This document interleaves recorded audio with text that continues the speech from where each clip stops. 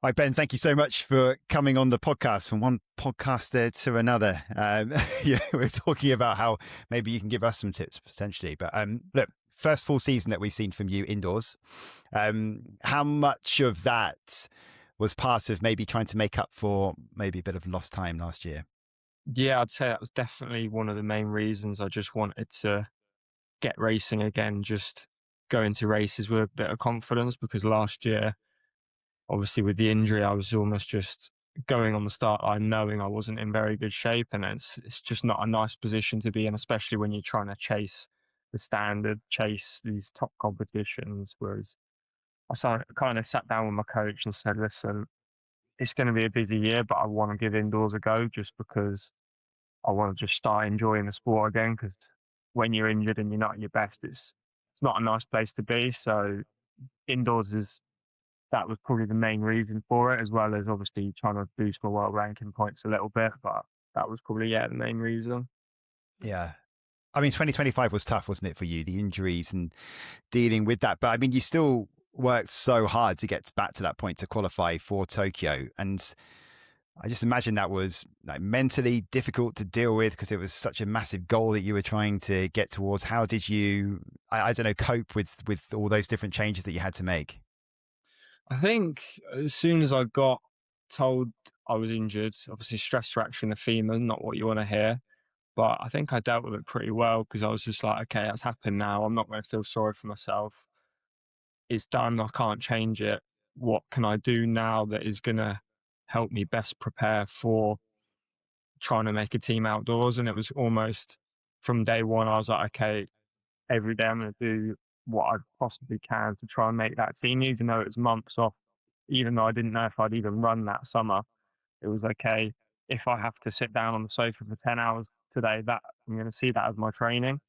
And I feel like that's where a lot of people go wrong with injuries. They almost think, oh, if I'm allowed to bike now, I'll do as much work as possible on the bike. Whereas I saw it as much as, okay, I'm in a bad way now. I need to prioritize the recovery. And I think that's what really got me through the early stages of just thinking, okay, I'm doing nothing here, but that is my training, which was kind of a big mindset shift for me because I'm always someone that wants to be doing as much as possible. But yeah, I just kind of had to flick that switch, and then almost got back running, and it was kind of, yeah, it was the session I was doing was like, okay, I've got nothing to lose now. Once I was back running, I was like, if I get re-injured, it's kind of, I can take it slow this summer and risk getting and risk not making the team because I've done it too slow, or I do everything I can and risk getting another niggle, another injury, but then I'm not making the team anyway. And for me, it's almost,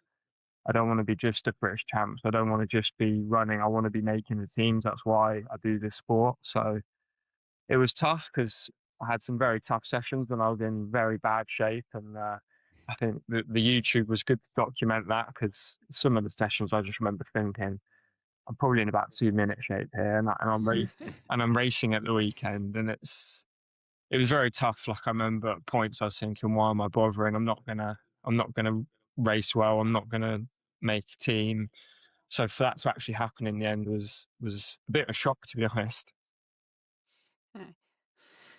And there's two massively different mindsets there, like the patience while you're injured to not cross train like a maniac, but then kind of putting it all out there once you can run. Like, is that you kind of learned from reacting in different ways at other points in your career to get to that point in 2025? I think it was just the fact that the doctor told me that with a bone injury, the less you do early on, the more you'll be able to do later on. And that really stuck with me. And I thought, okay, let's be serious here. Let's just not take any risks early doors. I prefer to have an extra 2 weeks of doing nothing and cut into my cross training window because yeah, it's nice to be able to cross train and it does get you fit, but I think everyone knows it doesn't get you run fit.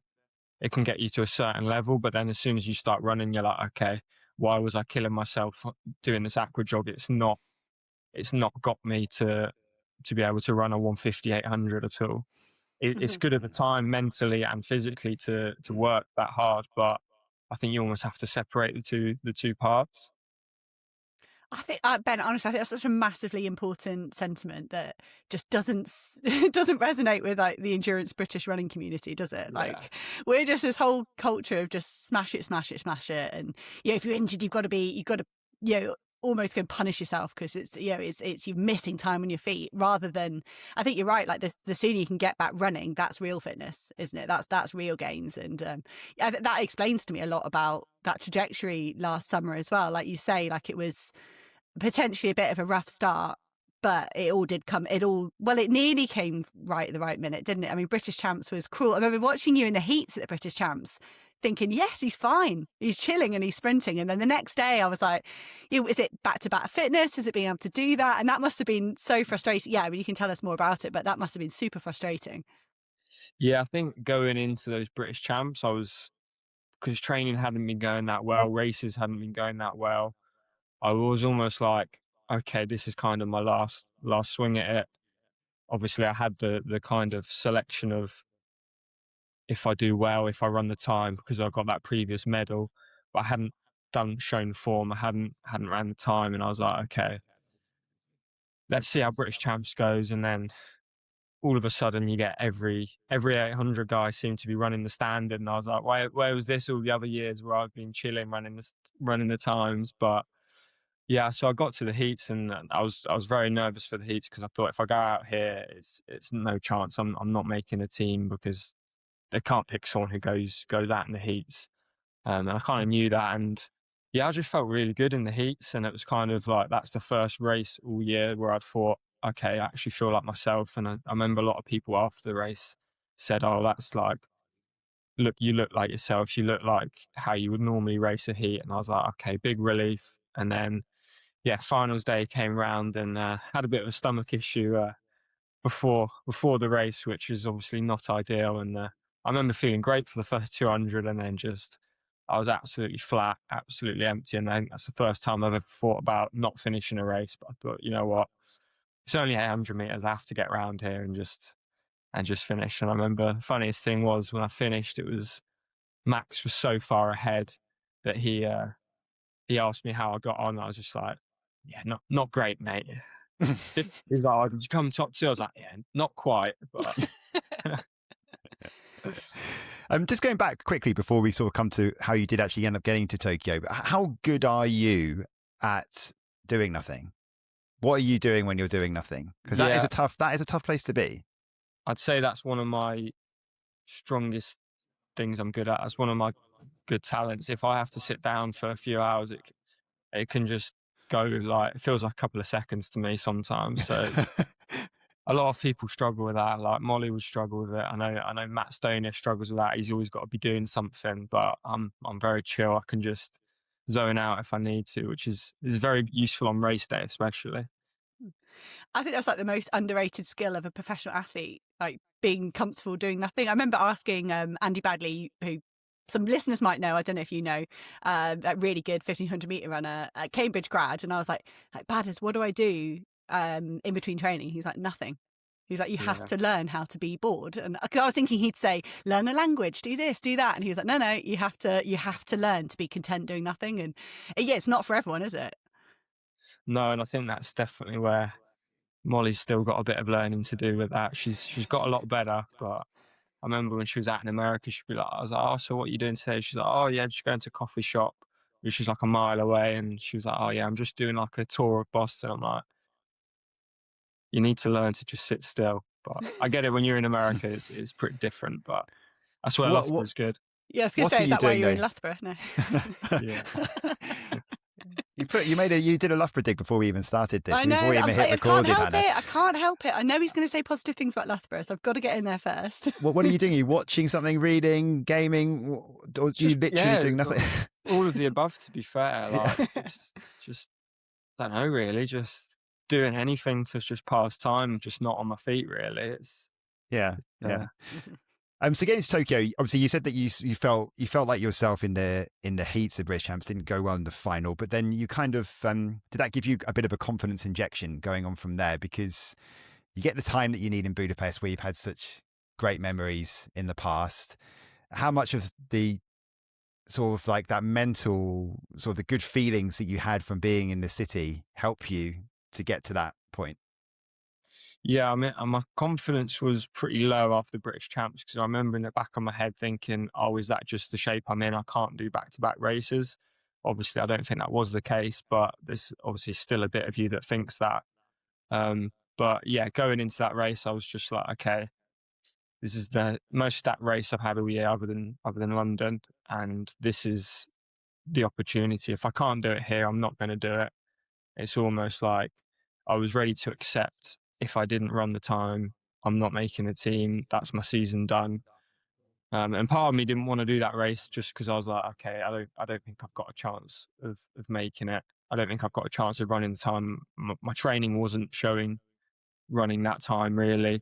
There were a few decent sessions here and there, but not many.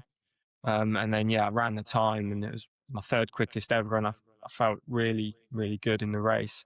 But I was way off it still with like 200 to go, and I remember just thinking, this is your last chance. You've got to go, some would say. But some might say. but yeah, you've done really well to hold out for 10 minutes there, Ben. Yeah, thank you. I got that Matt is in Ben's my ear podcast for anyone that's not British based. Ben does a podcast called You've Got to Go. It's on Spotify. Go check it out. There you go. I did your plug for you. Yeah, and I remember just thinking in the race, like, why am I at the back again? Like, this isn't good enough. I need to just go now, and I've got a bit of a chance. And I think it was a crazy last 200 from me, which I hadn't done in probably a couple of years, and ran, was it 1:44.1 or something, which was way under the standard. But then it was still like, okay, I've done that, but is it going to be enough? I kind of had a feeling it would be, because it wasn't just under the standard. And obviously I had my previous medal and stuff like that in the selection policy, which had technically been done by trials. So they called me after trials and said, you've not been selected based on this, but if you go and run the time, you can still be up for selection in round 2 or 3, I think it was. So I remember it was just a nervous wait for that. And then I entered the BMC in Tooting.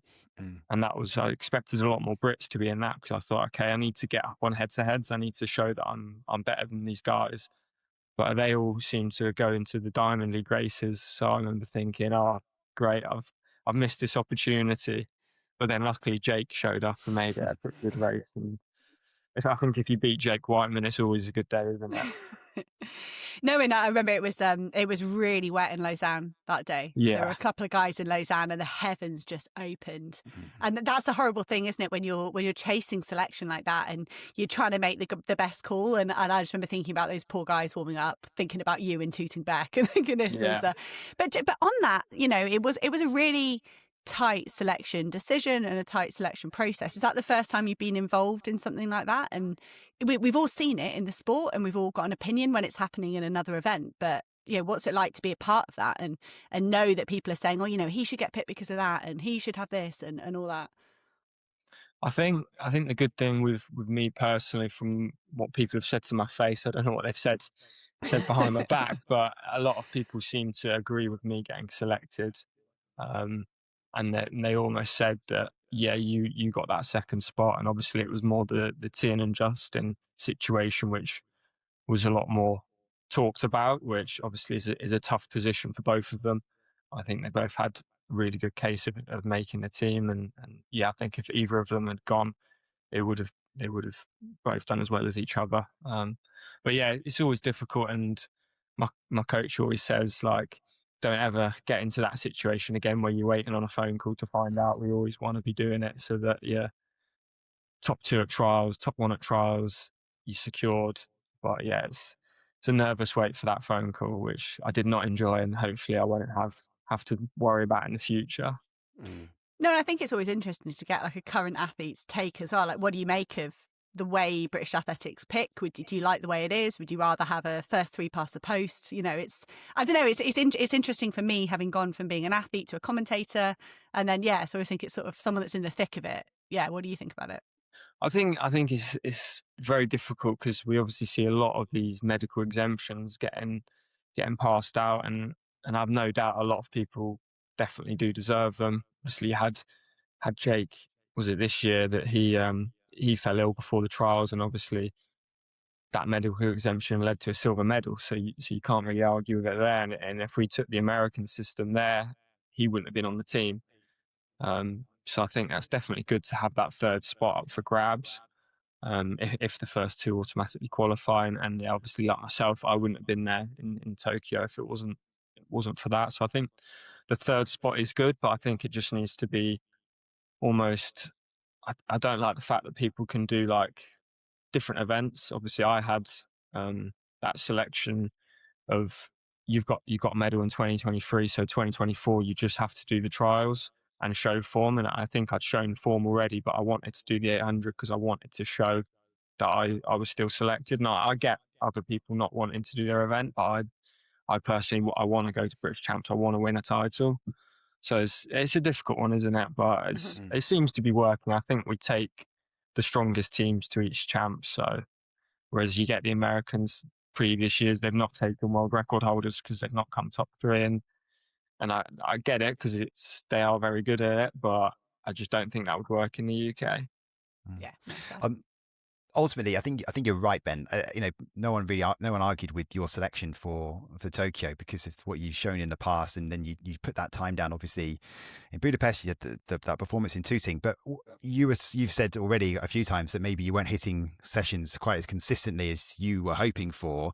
So, did you feel like mentally, were you still chasing fitness going into Tokyo to the shape that you wanted to be in? Did it ultimately come too soon? Because are you sort of thinking, great, look, I'm actually in now, but am I kind of, do you feel like the real Ben Pattison to go and challenge the way that you want to? I think if it was an extra couple of weeks, I'd have been in a lot better shape, but I was still in pretty good shape come that holding camp, which was like a month before. I remember I was starting to hit good sessions before we flew. And it was more the consistency. I was able to actually start running. I think it was British Champs week where I could actually go over like 20 miles for the first time that year because my shins had been playing up I got back running, but then my shins were just playing up, so I could only do sessions. So I think it was just the fact I could then add on a bit of easy running to bring consistency with the training. And yeah, come Tokyo, I was in good shape, and I wish I was in one of the quicker races to almost show that I was probably in 143 shape. But obviously, the way it went, my semi-final and heat were quite slow, so I didn't really get to show that I was in quicker shape, which was a shame. But I mean, to make the semi-final was always going to be a big ask at the start of the year. But I think come the champs, I was probably in the shape to make the final. But I just didn't run it well on the day, and that was why I was most frustrated. If it was my legs or my fitness that let me down, I think I would have accepted it. But it was the fact that tactically I messed up, and that's not an excuse for being injured. So that was pretty tough to deal with because I remember thinking, okay, my legs are pretty good here, and I wanted to just. Obviously, I got knocked out in the semi-final. I was like, okay, there's no more races, so I can't even go and right those wrongs. I wanted to go and run something quick, but yeah, I just didn't get the opportunity. No, and we touched on it at the start. You're doing your first indoor season for the first time in like 4 or 5 years. And yeah, that frustration and everything you went through last year and everything you learned about yourself as an athlete. Like, yeah, can you touch again? Why indoors? What's the ambition? What are you hoping to get out of it, sort of race wise and training wise and that sort of thing? I think it's something I struggle with in races is to get into the good positions and almost that between 400 and 600, I don't switch off, but I've gotten away with my kick last 200 so often that I almost just chill out. And I think that's probably why I have a good kick last 200 in certain races is because I'm not pushing the pace on the back straight, whereas a lot of athletes are. But these days you can't get away with giving people 5 meters. You can't give these top guys 2 meters these days. So I think it's something I need to learn to do. And tactically indoors, you have to be so much more aware. So I think that was one of the major reasons was to just try and learn the event from a different point of view. You have to be getting up there in a good position. You have to make moves, cover moves. You almost have to go for Hail Marys if you're in a bad position and risk blowing up because you've moved out into lane 3 is it's been good fun, but I've not enjoyed a lot of it. But at the same time, I've enjoyed. It almost feels like I'm doing a brand new event and I'm learning. So I've enjoyed that side of it. But then when you come in 7th in these races and you're running 2 seconds slower than you think that the shape you're in, just because you can't get your head around how to race an indoor race, that's a lot less enjoyable.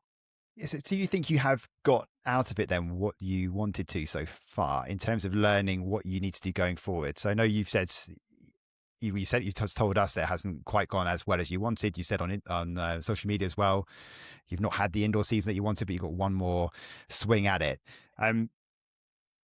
Do you think that you've honed those skills a little bit now going into the world indoors? And I was wondering how much have you learned from these last few months that you can take into the outdoor season?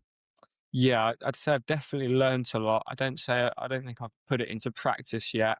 But there's still a lot of mistakes being made in these races, but I know what to do and when now. Whereas I think when I first started racing, I didn't have a clue what to do, which is weird because I think my first race was probably my best race and it was my quickest. So yeah, maybe it's not paid off, but no, I definitely think going into outdoors, I've got a lot in my mind of how I'm going to improve my tactics outdoors, and I know what to do to get in these good races and what to do when I'm in these good races. I've shown I can compete at the top level before, but I feel like the events slightly changed from when I was competing at the top. So yeah, now it's more about just getting out in a good position, being patient, and just covering moves. Whereas before it was almost okay, see what everyone else is doing, make your move,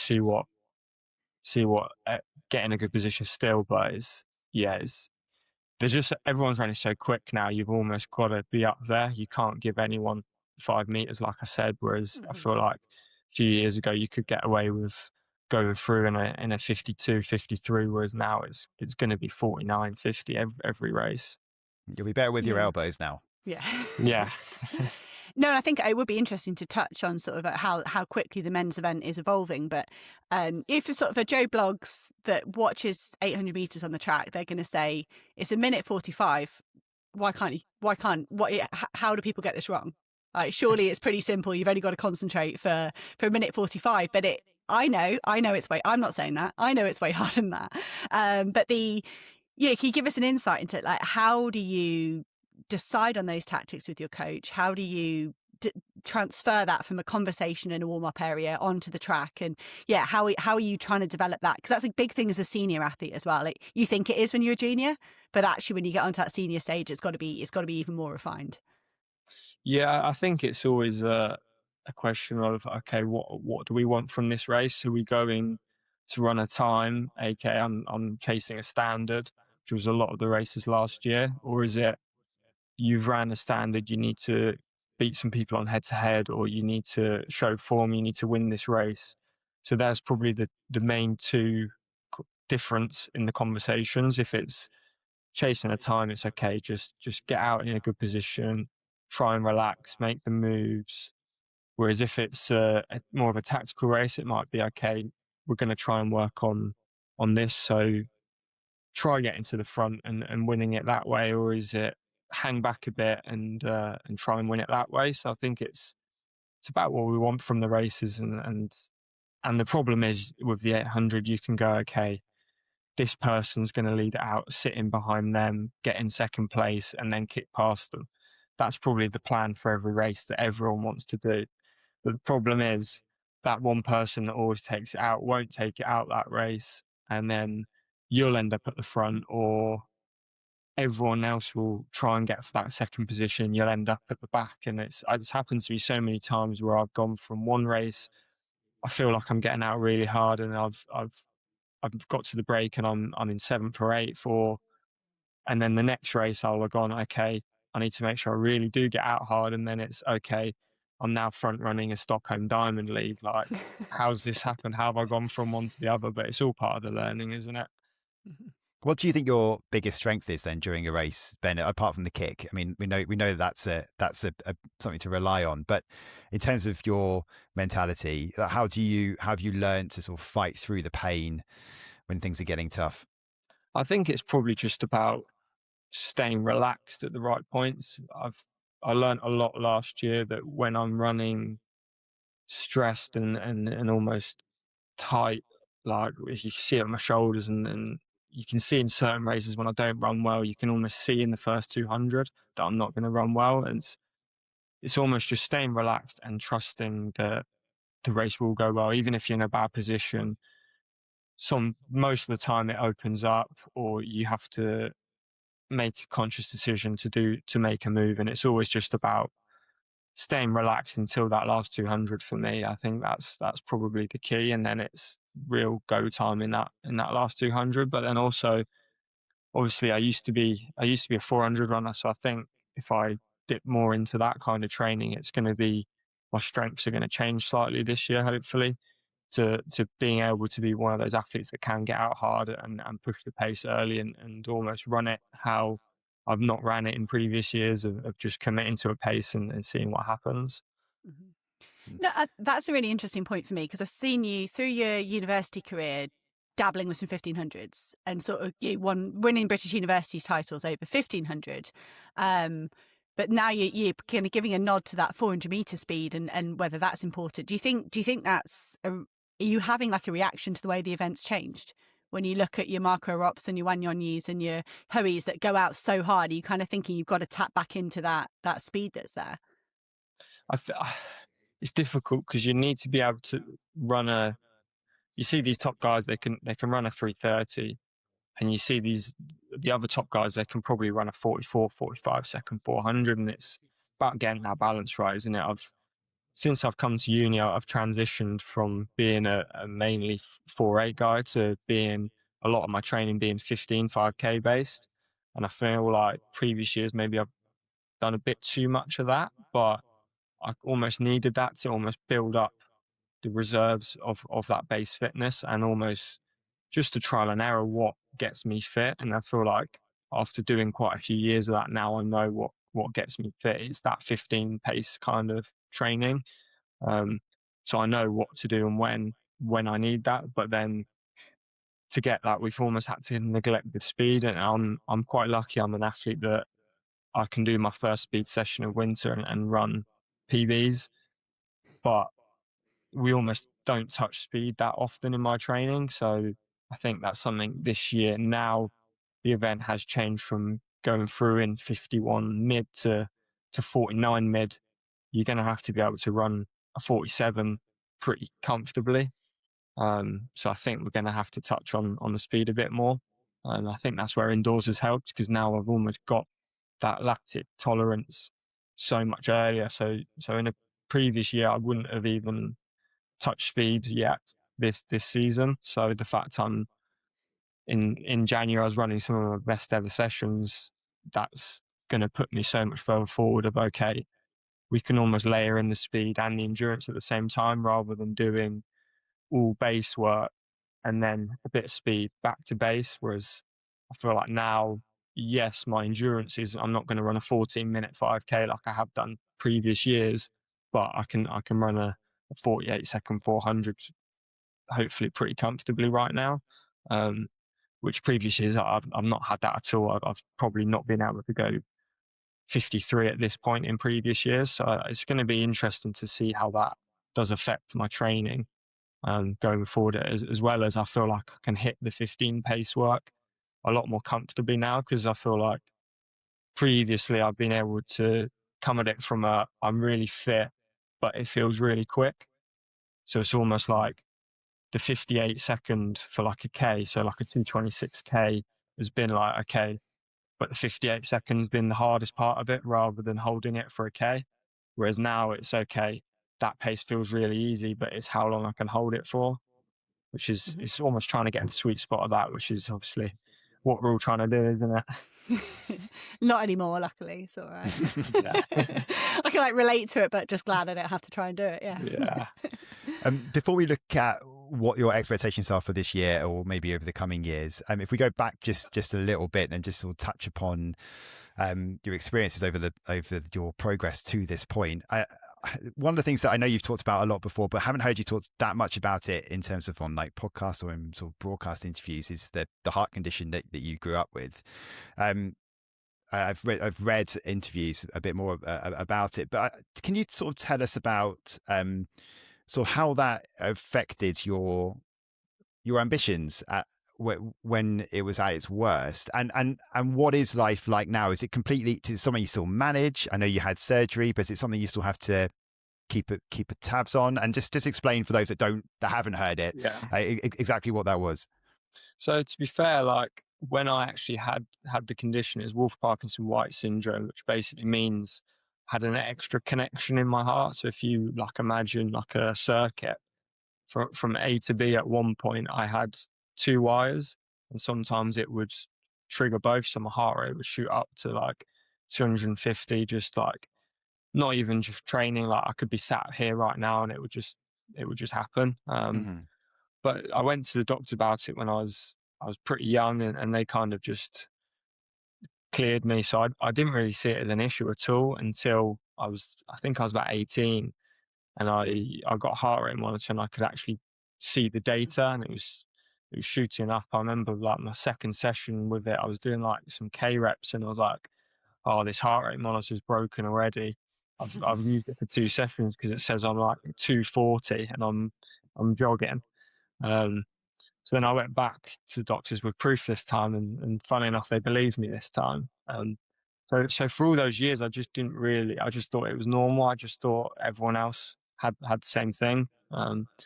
And then they changed their tune and they were like, okay, can you just stop exercising? I was like, not really. Like, I'm young enough that it's not my full-time career right now, but I think I've shown that it could be going forward, and I was always doing like age group stuff, and I was always one of the top guys in the country, and I was like, this is going to be my career at some point. So no, I can't really do that.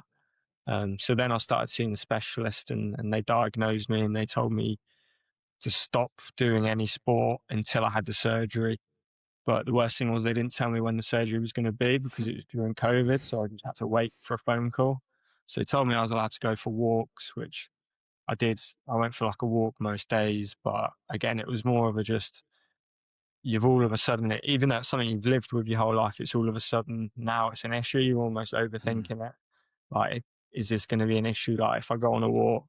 But yeah, it was kind of, once I got the surgery done, it's gone, but it can grow back. So it's something I've got to almost keep an eye on, but we cross that bridge if we come to it. I've not had any issues since the surgery, which was 2020, I want to say. So yeah, I've not had any issues from that, but I remember at the time thinking, is this like the only reason I'm good at running? Because obviously in training, I've always been someone who trains a lot worse than they race. And I remember thinking, okay, am I just actually not that good at running? And this heart thing is the only reason why I'm good. So if they get rid of it, am I just gonna suddenly lose all of my ability? But luckily that's not been the case. But, well, yeah. I was going to ask if maybe it's actually ends up being a superpower on the other way, because surely you, with your heart rate that high, you're going to be feeling it a lot more at the end of the sessions. And I wonder whether if you're still hitting them and that it's all come down a bit, it's kind of easier now than it was before. Yeah, it was a weird one. So it wouldn't happen for like months at a time, but then it would just happen randomly for about 30 seconds or so. So it wasn't like if I was pushing myself in training, it would always happen. Okay. It would just happen completely randomly. So that's why I didn't really think too much of it when the doctors told me it wasn't anything, because it wasn't like I was doing a session and it was really hard and this was happening. So there wasn't really any correlation.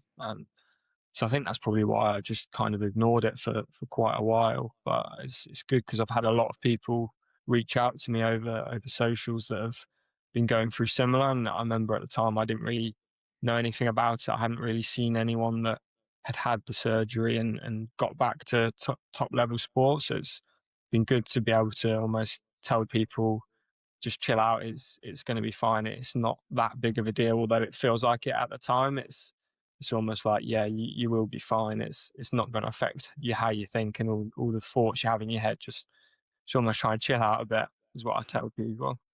Do you think it was slightly easier for you with it happening during COVID and you weren't having to necessarily watch everyone else, smashing it out on the track? That was maybe a bit kinder. Yeah. So my goal for that year was to make the World Juniors, which was going to be in Nairobi. And I remember the day of my surgery would have been the 800 heats at World Juniors. So I was very glad it was COVID year, because if I was having surgery while that was on, I think it would have been a pretty tough thing to do. But it was one of those things, we could have waited to have the surgery, but I think my parents and my coach would have talked me into getting it done as soon as possible, because it's probably the sensible thing to do, isn't it? No, I was going to mark. That was the next thing I was going to go on to. Actually, was your coach Dave. Like you've worked with him for yonks, right? Like that's a really long-term relationship, and it's not uncommon in our sport. But I think globally, it probably is uncommon for someone. It is uncommon for someone to go the whole way, all the way up to international medals with the same coach. Yeah, I mean it's a good relationship. Obviously, it's weak in some areas because he's obviously down in Basingstoke, I'm up in Loughborough, but I feel like we make up with that from just, like you say, the longevity of it was, if it's not broken, why do you need to try and change things? It's clearly been working well. Obviously, we've had a few issues last year, but it's one of those things. He knows me well. He trusts me to make decisions during sessions. He trusts me to make decisions about my training. What I like about it is it's very much a partnership of, I'll suggest training to do, he'll suggest things, and we'll almost work it out together, rather than he'll set me that and I'll do it. I do question things I don't agree with, and I put forward things that I think would be beneficial. And I feel like we've learned a lot over the years of what works well for me and what doesn't work well, because I've added these things in and they've gone well, they haven't, or Dave's put these things in and they haven't worked, or they have worked. And it's good to be able to have that conversation, because it gives me that understanding of, I'm doing this session because of this, therefore it should feel like this on the track. Whereas I think if you were just following a program, you're almost doing this session and thinking it feels like this, but then Dave could be wanting to get a whole different thing out of that session, whereas I know what I should be getting out of that session because he's slightly changed it, or I've gone, could we do this instead? And he's gone, yes. And I think, okay, that's why we're doing it, which is, it's been really good, to be fair, because I feel like now I can almost program the whole block of my own training. I know what works for me, and he'll almost just go, yeah, that sounds good, or change this here and there. And it's a good place to be, because if I'm at a race or a camp and he's not there, I know I can just get on with it. And I feel like in certain people are probably a bit too reliant on their coaches. They wouldn't have a clue what to do without that coach. Whereas I want to be in that situation of, okay, if Dave is busy like he's going to be this year because he's having a baby, I want to be able to know I can cope with that and just get on with it. Because at the end of the day, it's just running. We all do similar work. It's just about what you want to do on the day, what works best for you personally. Yeah, it's interesting because we always look at it from the athlete point of view, but when this sort of dynamic happens, when you've got a long-term coach where they've sort of seen you from become boy to man, I imagine it must be quite strange for him from the other point of view, because everything changes, doesn't it? The relationship, it turns into something completely different to what you've been, it's very much being told to do something when you're a kid, and then here you are making decisions for yourself. I imagine it's quite strange for him in those situations. Yeah, and it's strange, and it's like when we get to these competitions, and like he came out to Tokyo, and we almost, obviously I was pretty gutted with how it turned out, but we look back at it and we're like, yeah, it's not bad considering I was running around a field in Basingstoke 10 years ago, and we've made this journey together. And my first ever coach is his mum, Cheryl. So so after Budapest, the coaches get a medal as well. So he gave it to her. So it's up in her house somewhere, which is pretty cool that it's stayed in the family. So, do you think athletes of your age and stage, there's a lot of pressure to move on to other coaches, to glitzy glam groups and all this, that and the other, and I always feel like that personal connection that people have with these long-term coaches is kind of devalued a bit. I think people are quite quick to throw that away and not recognize the importance of a good relationship over kind of a coach having achieved something already or demonstrated kind of the skill set and that sort of thing. Yeah, I think a lot of people always think that the grass is greener because they see other people succeeding, but you don't know what they're doing to get there, and you don't know what they've been through and stuff like that. And you just don't know like anyone's training, because especially in the middle distance, it's almost, you get one athlete that would do really well off 400-meter training. You get one athlete that would do really well off 1500 training. Just because it works for someone doesn't mean it's going to work for you. And I feel like people fall into that trap of, oh, this group's doing really well, I'll join this group. So it's almost, I think just now I know what worked well for me. It's kind of, yeah, we've got that structure, and obviously I've got Chris and Sonia McGeorge, which I jump in with their group a lot over the winter, and they help out a lot on the track because obviously Dave's down south and I'm up here in Loughborough. So I think they've been a very good addition the last couple of years of just having eyes on, and they're lovely people. They help out at every opportunity, don't they? It's a trend in sport generally, like changing coaches. It's like, I wonder, sometimes there's been a lot of conversation about when athletes don't take responsibility for themselves and what they need to improve. And culturally, football, rugby, whatever, it's just change the top man, top woman, and then hope for results. And I just don't think, I think that is something that has crept into athletics generally. Do you agree with that? Yeah, I'd say so. And obviously you see it in obviously football a lot, and obviously tennis with that Emma Raducanu. She had such success as a youngster, and almost seem to see it every couple of months that she's changing coach. And I think at some point you've almost got to take accountability of, okay, a coach can do so much, but at the end of the day, Dave's not going and doing my cross training or my sessions for me. It'd be nice if he could, but it's me that has to put in the work. It's me that puts in all the effort off the track of doing the little 1%. And I think that's where a lot of people get sucked into thinking it's the track work and the running that almost separates the top level, but it's not. We all do the same work. It's almost like you say, it's the recovery stuff. It's the stretching, it's the mobility, it's the strength work, it's the listening to your body. That's what I think really separates people. And I don't believe that a coach can do that for you. I think that's all internal motivation. You have to want to be able to, rather than sit on the sofa at night, okay, I'm going to do a bit of stretching while I watch TV. I think that has to be your decision, because if your coach is telling you to do that, then it's not gonna last long. You're not gonna end up doing it 9 times out of 10 a year. So yeah. No, I agree with a lot of what you're saying, and I'd love you to have a nod to Chris and Sonia. Like, they are such a big part of so many people's careers. It's kind of fun to have them to draw on. And when you talk about this like collaborative relationship with Dave, I'm wondering, so you're coaching Molly, your girlfriend, how tolerant are you to her if she wants to have an explanation or a challenge on what she's doing? Yeah, it's probably a different answer if you ask her, but I'm open to ideas, but she doesn't come up with. But you'll listen, but you might not implement. Is that what you say? I'll listen, but it's more, she'll go, what session am I doing? And I'll go, oh, I've not decided yet. Let me have a think. And then I'll have a look at what the group are doing. Because the good thing is with her, the group is got so many athletes that she'll have people to run with no matter what session she's doing if she goes into the group session. So that's obviously, if I can get her running with some boys, that's going to be beneficial rather than doing a slightly different session by herself.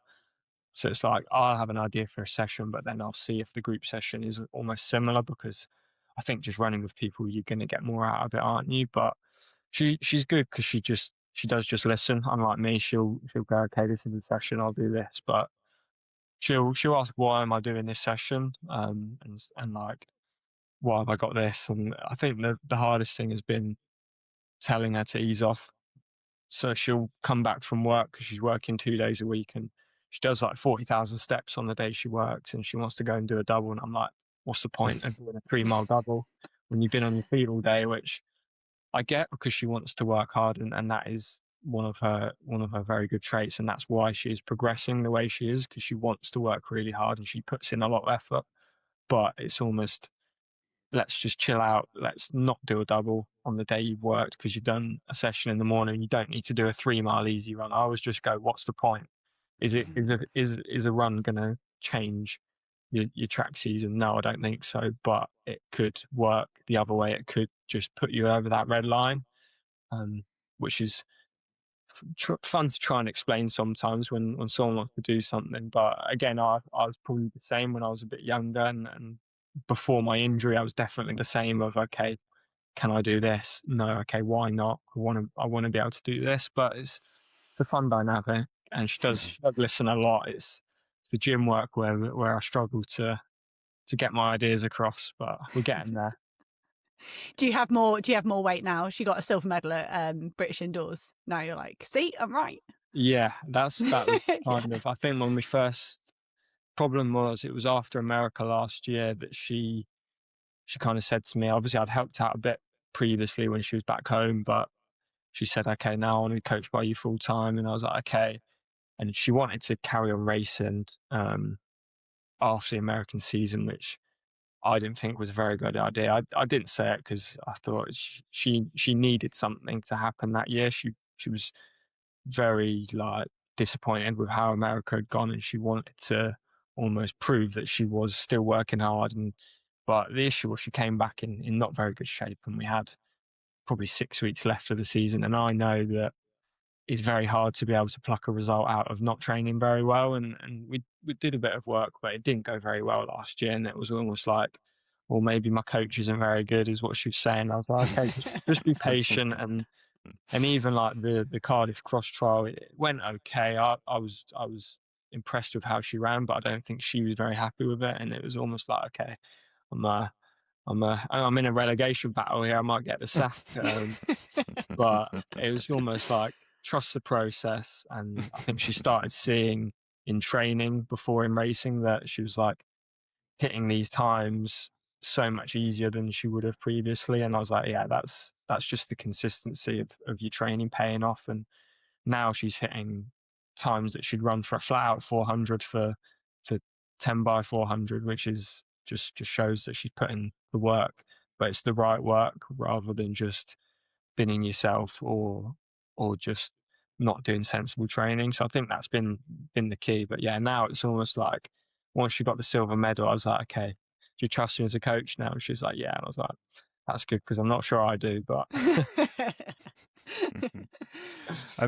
if we go back to you, Ben, and we talk about sort of your breakthrough, I guess, when you got you obviously started getting medals at the Commonwealth, and then the bronze medal at the Worlds, and then you lowered your PB year after that to 142 for the Olympics. And I just wonder, how does the expectations change for you like over the years, and especially when you factor in last year, which didn't go to plan in terms of the injuries? How do you look at that forward? And did things change for you externally and internally when you had all those achievements? And sort of where do you find yourself at now when you sort of approach 2026?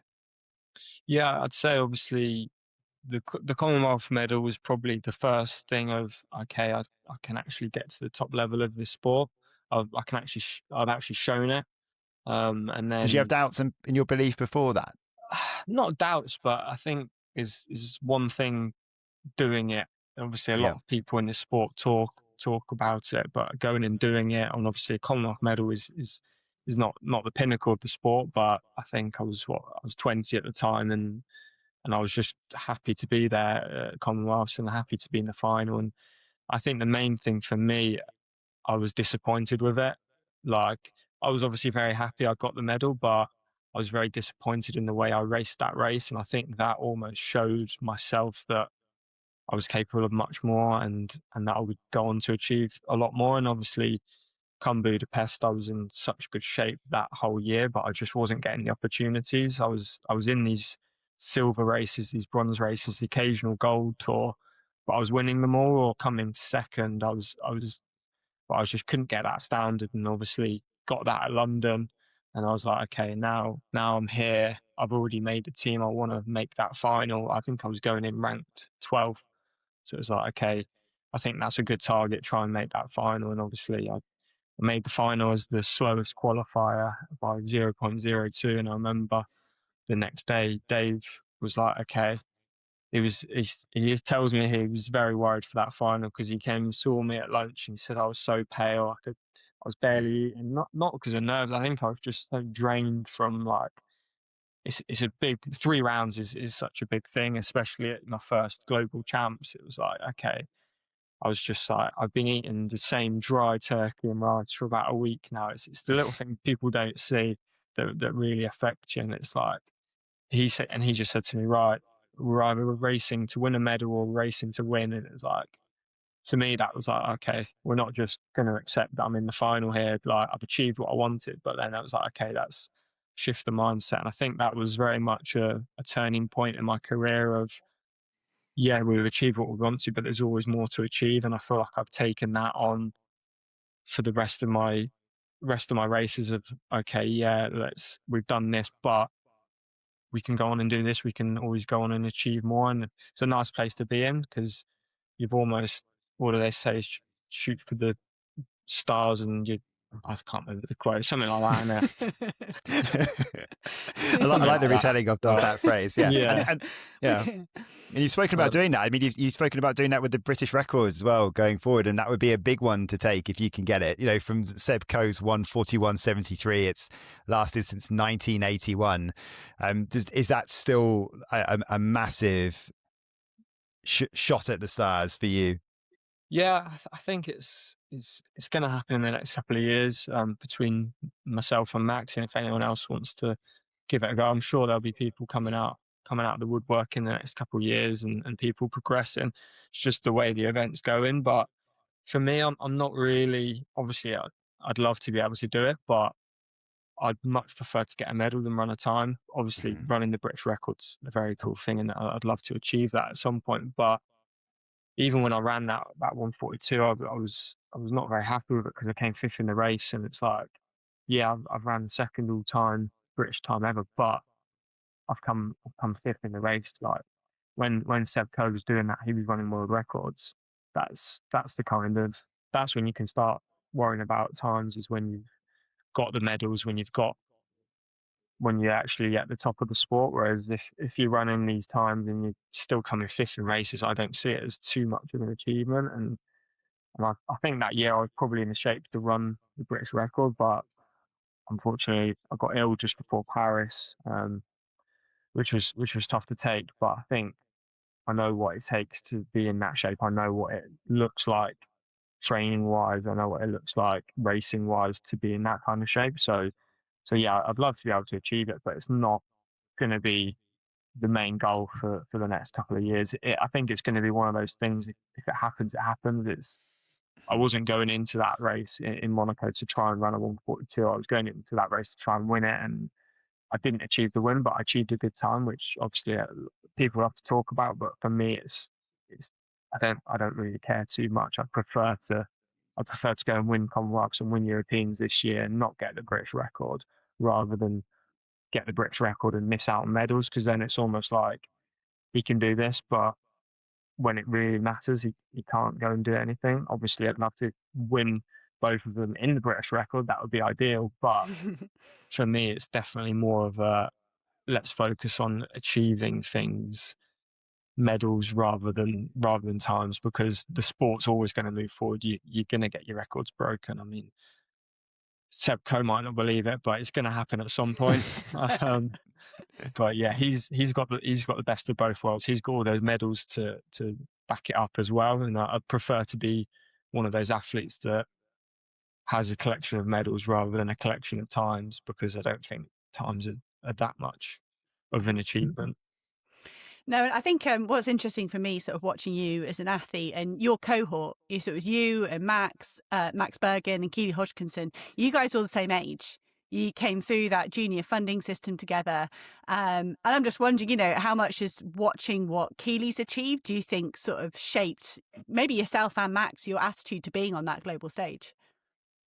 Yeah, I definitely think, obviously, you see someone who you've almost grown up with, and you see him as a close friend, and you see them go on and get a medal in Tokyo at 19, and it's like I was there at Budapest thinking, okay, I'm in the final now, but I know people that have got medals. I know people very well that have got medals that are the same age as me. Why can't I go on and do that? And obviously it's similar with Max, obviously, about running the times. He's been world lead many times before. He's been running these crazy quick times for years, and I've almost been the one trying to have to keep up with him.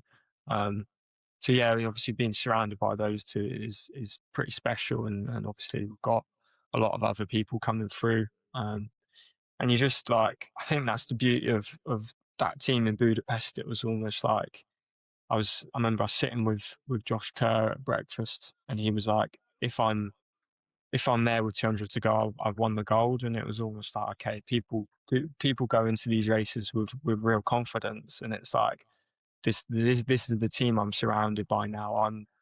I'm part of that team. I've earned my place on that team. I should be going in with that same kind of mindset. And like you say, when you're good mates with the people that have achieved these things, and you've seen them go from the Euro under 18s to Euro under 20s to go and win Olympic and world medals, it's something you almost look at and think, okay, I can go on and do that as well. It gives you that belief, rather than if no one had made it, you're almost thinking, I'm in a good position myself. Whereas you almost got to reach forward to you see where the ceiling is, you see what you can achieve. Whereas if no one had really made it, or people were just happy to be making teams, I think you'd almost settle for that. Whereas, like you say, you've got such good inspirations from people like that.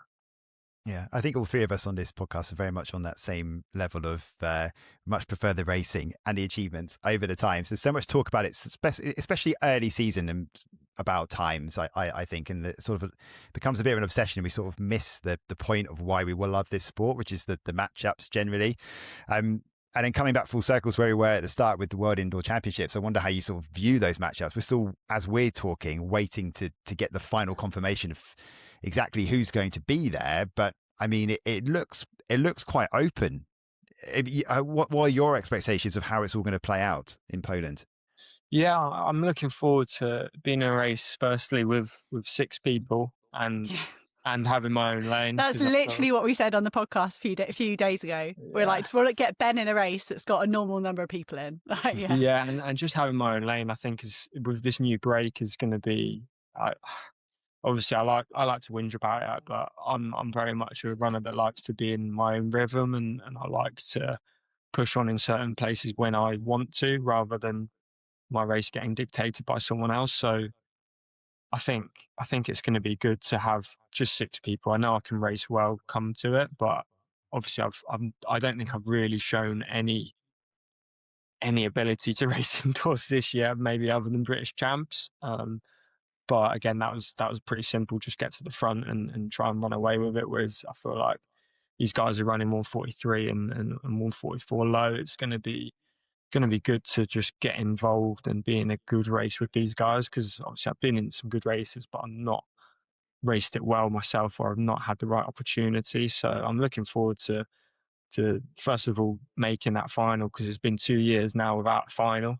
So I want to be able to do that. And then, yeah, obviously, like I say, medals for me are what motivates me. So I want to go in there, and I know I'm in the shape to do so. It's just about doing it on the day, which is obviously the biggest thing in the sport. I think there'll probably be 10 guys that are in the shape to go and medal, but it's about doing it on the day. And that's probably the most difficult thing in the sport, is actually getting everything right on the day. It's a tough sport to, even if you're at 99%, it's not like football where you can rely on your teammates to get you through. It's very much, I'm not 100%. You can't get away with it. So I'm doing everything possible to get on that start line with the confidence, with the ability, and just knowing that I can do it, which is probably going to be quite tough, because I know I've not raced that well this year, but I know it's there somewhere. And I know almost from last year, it's given me the things can come out of nowhere, and things haven't been going my way like they weren't last year, but I know I can go on and do that, which is almost the mindset you need in this sport, because you're going to have times where things aren't going well. And a lot of my races previously have come off the back of poor races, because it's almost a wake up call you need of, okay, this is serious. I need to actually perform well. And it's something I've struggled with quite a lot in the past, especially off the back of Budapest, was going to these races where it means nothing. I almost struggle to get up for them, even if they're like Diamond Leagues, which you'd think, yeah, they're almost the pinnacle of the Champions League of our sport. You should be buzzing for it, but they're just like, I really struggle if there's nothing on the line to mentally get up for it and mentally prepare. But I've been working on that the last year or so with a psychologist, so that's been good. And Dave also helps when he's there to almost get me in that mindset of, okay, it does matter. You're not just here to just run around. It is a race at the end of the day. So I think that's why I'm someone that seems to step it up come the big races. You've mentioned football a few times, relegation battles and Champions League there, Ben. Who's your team? Reading, and luckily we're not in a relegation battle this year. Not this year. That's what I always ask. A good time. Yeah, I always ask Luke, if you were interviewing who I'm interviewing tomorrow, what would you ask? And he did ask, how are Reading FC going to turn it round? I think we're seventh at the moment. We're a point off the playoffs with a game in hand, so we're it's been a bad few years. So, but yes, we've had a tough couple of years. So maybe it's reflecting of my career. Tough couple of years, and now we're gonna get back to the top. Yeah, my brother-in-law is a Reading fan, so I've heard about all the trials and tribulations and all the issues that you had over the past few years. Hopefully, it's better. If we go back to just before we finish, you've mentioned before, you sort of mentioned it in passing, really. You'd rather win a Commonwealth and European medal. So, I mean, that's confirmation for us. The Commonwealth Games is good because some are already starting to say whether they're going to do it or not. But you want to be in Glasgow as well as Birmingham. Yeah, I think that's definitely always been the plan, and obviously off the back of last year, you can't take for granted if I'm fit and healthy and able to race, I'm going to race. Obviously, it's some people argue it's going to take away from Europeans, but then I always think, so what if I get to Europeans and I get tripped up, and I've put that away? And I think it's something I did in 2024. I missed out on the Europeans to focus on Paris, and then I got ill for Paris, so it's like, now I'm in the mindset of, if I've got the opportunity, I'm going to take it. And Commonwealth was probably one of my favourite competitions. It's probably one of my best memories of a competition. Nothing to do with Birmingham uni, obviously. But it was very special, that champs, for obviously myself and Matt Stonia, who was both of our first senior team, and it was just like such good memories. I almost feel like it was just like a daydream, because it was Birmingham and the weather was unbelievable, like all week, and it was just like, yeah, it's such a special champs. And I almost feel a bit weird that I'm now trying to make a team on the next cycle of a team I've already made. Like, I think that's obviously I've had that with Worlds, but it's different because it's not a 4-year cycle. So that's like, me and Matt have been talking about that, saying how strange that feels, because I've never had that in my career before. I'm trying to make a team I've already made, and it's 4 years ago, which blows my mind that it was that long ago. But yeah, so the plan is to do both, and yeah, obviously it's going to be pretty tough to qualify for both. So I think that's the main goal, is to qualify. And I think if you're on those teams, you're going to be having to make finals or a medal at least, to even just be in the England or the GB team, which is the good thing about being from this country, is if you're making a team, you're in the conversation. Mm-hmm. No, and I think that all sounds super exciting for the summer. Not only are you trying to make a team you've made before, it's to a championship you've medalled at before as well. So I think you talk about the strength of that British team and the England squad, and you're a big part of that. And at your age, to be doing as well as you're doing, I think it's just shows kind of the health of endurance running in Britain. And it's been really lovely to delve into a bit of that stuff there with you, kind of going back and going forward. And I think we'll all be rooting for you. You'll be like semi-welcome in Birmingham, but we will be rooting for you once you make those champs, and of course in a few weeks in Poland. Thank you very much. Cheers for having me on, guys.